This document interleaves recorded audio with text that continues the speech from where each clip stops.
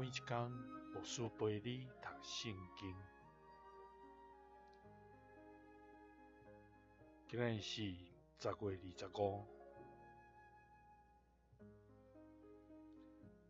咱要做伙来看提摩太前书1章第3节到第5节。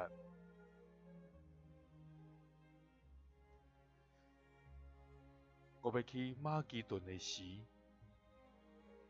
有劝你就留伫以弗所，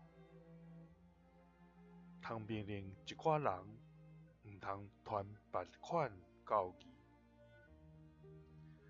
嘛毋通浪费精神伫无影者的传说，甲落长的族谱，因为这个只有会引起辩论，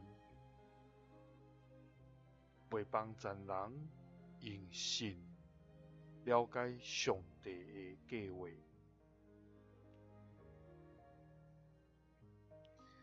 这个命令的目的是要得到仁爱。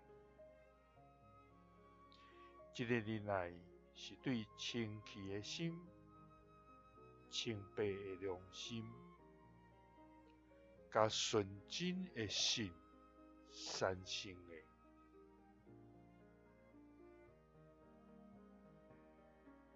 保罗对伊属灵的囝提摩太来提醒，当伊咧关心甲牧养教会时，所做一切拢是爱为着仁爱，就是疼来做。这个疼，这个仁爱，是对清气的心、清白良心、甲纯真的心来产生的。伫咱每一个人，无论伫教会服侍，也是甲人相斗阵，咱嘛有缘爱知影，所做一切的目的，拢是为着相疼，因为这个疼是对上帝的爱。咱对人的疼，就要常常用清气的心，无虚假，清白的良心，无亏欠，纯真的心来信靠咱的主。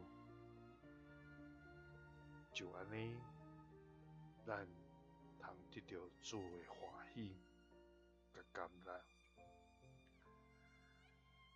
愿主赐咱气力，甲照伊的心意，来行伫主所欢喜的旨意中间。耶稣听你，赐你平安。